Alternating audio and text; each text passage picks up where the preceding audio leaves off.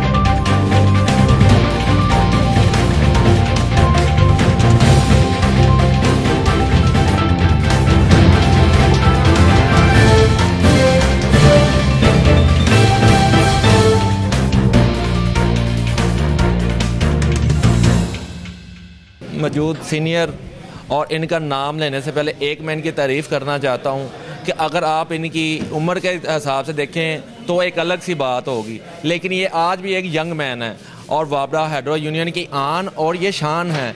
इनसे आज पूछते हैं इनका आने वाला लायामल क्या है। इस्लामाबाद इन्होंने जाना है और किस तरीके से ये जाएंगे, वहाँ पे क्या इनका लायामल है कि जैसे माल पे इन्होंने 3 एहतजाज किए, उसके बावजूद हुकूमत ने कोई इनसे रब्ता नहीं अभी तक की।